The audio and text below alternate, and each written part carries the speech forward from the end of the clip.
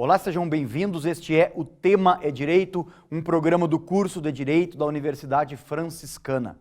Mande as suas sugestões de pauta para direito@ufn.edu.br, que na medida do possível nós atenderemos a sua solicitação. Confesso que temos recebido vários e-mails com sugestões de pauta, convidados, tudo relacionado ao mundo jurídico, porque, como sempre faço questão de referir, este é o foco central deste programa. Meu convidado de hoje, com muita alegria e satisfação, recebo o ilustríssimo professor Luiz Hernani Bonesso de Araújo. Seja bem-vindo, meu amigo. A satisfação é minha, meu caríssimo professor Cristiano Beck Zahia. Uma alegria imensa estar nesse programa e estar falando com uma comunidade não só jurídica, uma comunidade como um todo. Uma honra para mim. Maravilha. O senhor é uma das referências em direito ambiental desse estado, talvez do Brasil, professor. O senhor sabe disso, com inúmeros artigos e livros publicados, e eu queria te perguntar já inicialmente, na tua concepção, qual é o estado da arte do direito ambiental brasileiro, professor? Vamos dividir em duas etapas assim, né? Preocupações com as questões ambientais, ela existe, né, há muito tempo no Brasil, mas ela vai ter um auge, né, a partir de 92, quando se realiza aquele grande evento aqui, né, sobre meio ambiente. E é ali que deu um salto muito grande, porque a Constituição de 88, né, já trazia junto as grandes reformas, exatamente em todo um capítulo dedicado ao meio ambiente. Então, a Constituição de 88 vai trazer um conceito fundamental, que é a questão da função social e ambiental. Isso significa o seguinte, que toda a atividade que se é desenvolvida, toda a ação que o homem desenvolve tem que levar em conta o quê? Tem que levar em conta os impactos ambientais. A questão dos impactos ambientais é importante, porque hoje nós estamos vivendo, tá, num momento em que o homem, tá, o ser humano, ao utilizar os recursos, ele está utilizando além da capacidade da Terra repor esses recursos.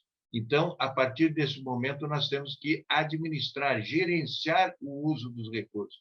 E a lei ambiental que aparece, em termos constitucionais, na Constituição de 88, e depois nas várias legislações infraconstitucionais, inclusive no Código Civil, está voltada exatamente como se deve se agir no sentido de que o meio ambiente não sofra um impacto tão grande que venha a trazer grandes prejuízos para a humanidade.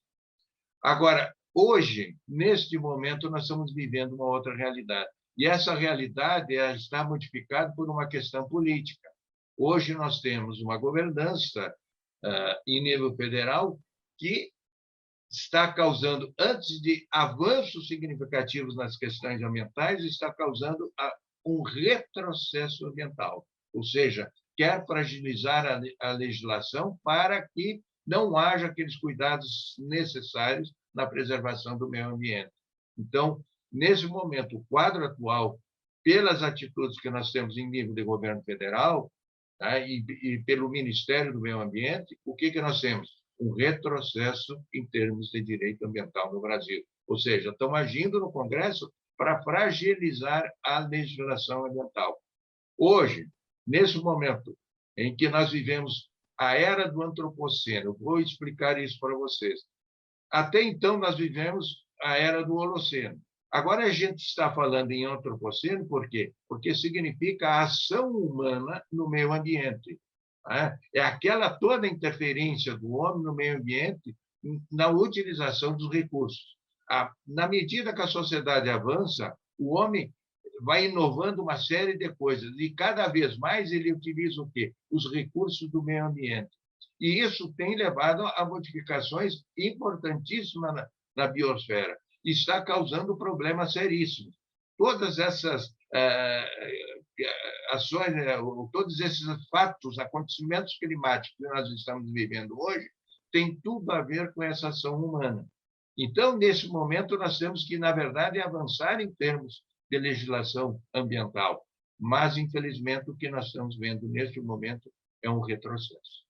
Agora, o Brasil é um país territorialmente muito extenso, não é, professor? É um país continental. O senhor vê esse elemento como um problema? Por exemplo, no âmbito da fiscalização, dos limites ambientais, da legislação ambiental, o senhor vê isso como um problema ou mesmo diante dessa territorialidade toda, haveria condições de uma maior imponência do Estado a respeito da questão ambiental? Olha, eu te diria que o contrário. Esse imenso território, a nossa Amazônia, tudo isso, em vez de nos trazer problemas, deveria nos trazer para nós, antes de mais nada, um senso maior de responsabilidade. Isso que deveria acontecer, ou seja, nós temos uma importância no mundo em termos da manutenção da biosfera. O Brasil é privilegiado em sua natureza. Ele, seja na questão das florestas, seja na questão da hidrologia, da água. Veja, a água, 10% da água utilizável no mundo está no Brasil. Então, assim como nós temos uma terra apropriada para a produção agrícola, nós temos recursos minerais, tudo isso nós temos. Mas isso não significa que nós podemos explorar de qualquer modo. Isso não significa que nós não tenhamos que pensar no futuro, nós não tenhamos que pensar nas gerações futuras. Por isso que existe uma lei ambiental no sentido de pensar nas gerações futuras. Então, são legislações intergeracionais. O que significa? Nós sabermos usarmos os recursos hoje para que as gerações futuras tenham esses recursos. Então, o problema não é o tamanho do Brasil, o problema é da má administração e de uma forma errada de pensarmos toda essa riqueza que nós temos. Essa riqueza ela tem que ser aproveitada de uma forma eficiente, de uma forma cautelosa, para que ela propicie para nós todas as condições possíveis. Mas o que nós estamos vendo? Uma superexploração. Há uma certa ganância, tem que se ganhar, ganhar, ganhar. E, com isso, nós estamos destruindo. Hoje, existem milhões de hectares de terra no Brasil que estão degradadas. Eram áreas utilizadas para agricultura. Qual é a vantagem nisso? Nenhuma. Nenhuma vantagem nós estamos obtendo. Hoje, nós estamos destruindo as nossas florestas. Hoje, a floresta deitada, ou seja, derrubada, vale mais do que uma floresta em pé. É ao contrário. Nós tínhamos que aproveitar exatamente essa nossa riqueza para nos propiciar condições ótimas de vida. Então, veja bem, não é a extensão territorial que é o problema. O problema é a cabeça das pessoas. As pessoas que têm esse poder econômico só estão pensando no imediato e não estão pensando lá na frente. Então, por isso que nós estamos destruindo essa nossa grande riqueza. Professor, o senhor tem uma experiência vasta na pós-graduação em Direito. Queria lhe ouvir um pouquinho, na sua concepção, o que está efervescendo hoje? O que o pessoal está estudando mais a respeito justamente dessa questão? Olha, hoje realmente, o Brasil tem 2, 3 preocupações que estão refletindo nas pesquisas na área ambiental e na área do direito ambiental. Evidentemente, a questão da mudança climática é a principal de todas. Por que a mudança climática? Significa o seguinte, que se nós não diminuirmos esse impacto que estamos fazendo no planeta, se nós não diminuirmos a emissão de carbono, o que vai acontecer? Vai acontecer um aumento na média de temperatura do planeta. E isso vai significar mudanças fundamentais. E isso vai trazer prejuízo para a população mundial. Hoje, a gente fala muito naquele migrante que foge das guerras, mas hoje nós temos outro tipo, que é exatamente aquele migrante em função de que no seu local de trabalho, onde ele vivia, ele não tem mais condição de produzir nada, porque ele destruiu completamente o meio ambiente. São milhões já de pessoas que foram expulsas da sua área exatamente por terem degradado completamente. Isso significa o quê? Significa que o ser humano não está sabendo utilizar os recursos da natureza. Então, está havendo uma modificação fantástica no clima no mundo. Nós já temos no Ártico derretimento das geleiras irreversíveis. Temos problemas já acontecendo aqui no Polo Sul. O que poderá acontecer? Grandes mudanças, inclusive a possibilidade que o nível do mar aumente. E isso vai levar o quê? Que muitas cidades litorâneas poderão sofrer consequências gravíssimas. Poderíamos ter consequências de secas muito intensas ou enchentes muito intensas. Isso tudo trará prejuízos sérios para a população. Trará problemas seríssimos, inclusive de sobrevivência para uma grande parte da humanidade. Então, o que nós temos que pensar? Nós temos que pensar em como gerenciar isso. Bom, aí tem uma importância, por exemplo, nós que trabalhamos na pós-graduação com direito ambiental, a importância de como usar um instrumento jurídico para diminuir esses impactos ou para controlar esses impactos de forma que nós não tenhamos grandes prejuízos lá. Esse é um dos grandes temas que nós temos hoje no meio ambiente, na questão do meio ambiente. E veja, isso se refere à questão hidrológica, a questão dos rios, e a questão dos rios né, dos recursos hidrológicos estão relacionados com as florestas. Tá?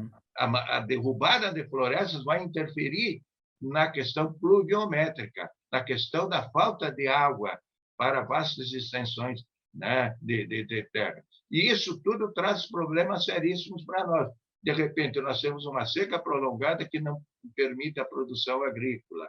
Tá? Nós podemos ter problema hidrológico que vai fazer faltar água na torneira das pessoas.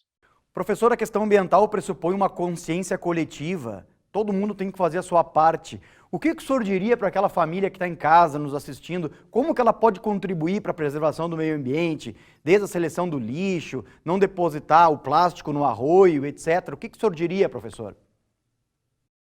Eu diria o seguinte: ter consciência não significa tudo, se ela não está acompanhada de uma ação efetiva. As pequenas coisas que a gente possa fazer em casa têm resultado. Veja que a própria legislação hoje traz um compromisso muito sério para nós dentro de casa. É a separação do lixo seco com o lixo orgânico. É um primeiro passo. Por exemplo, cuidar do uso excessivo da água. Por que as pessoas vão lavar a calçada com uma água tratada? Isso não é possível fazer. Nós temos que lavar a calçada na frente da casa com água que sai lá do tanque, não com uma água tratada, que inclusive é caríssima, que tem vários remédios ali para evitar problemas, tá, para a saúde pública. Então, pequeno gesto. Por que derrubar muitas vezes árvores sem necessidade nenhuma? Não, deixe as árvores, tá, ali. Nós temos que cuidar aos poucos.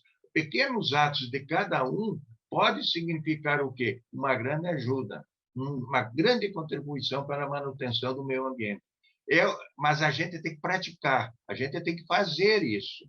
Tá? Muitas coisas que nós fizemos, às vezes, trazem mais prejuízo do que ajuda. Então, os pequenos atos, desde a separação do lixo, né, do controle sobre o que nós fizemos, de atirar qualquer coisa, né, por exemplo, no rio. Né? As pessoas, às vezes, atiram um horror de coisas no rio. Aquilo só vai poluir o rio. E aí vai exigir o quê? Um tratamento mais caro na água que nós vamos beber. Então, é da casa que parte, né, vamos dizer assim, os atos iniciais para nós melhorarmos o meio ambiente. Cada ato individual contribui, porque 1 milhão de pessoas fazendo um pequeno gesto não é um pequeno gesto, é um gesto enorme. Então, isso é importante para todos nós. Professor, muito obrigado pela entrevista. Eu sei que as agendas são super apertadas, mas eu quero te dizer que o estúdio aqui está com as portas sempre abertas ao amigo e ao UFN também, professor. Eu agradeço, para mim é uma satisfação, uma honra muito grande, é um espaço maravilhoso, é um programa de grande sucesso, então eu agradeço essa atenção dispensada por vocês né, e um grande abraço e que no futuro aí as coisas melhorem em termos de meio ambiente. Nós é que agradecemos e agradecemos a você também pela audiência. Fique ligado nos próximos programas da TV da Universidade Franciscana. Até a próxima!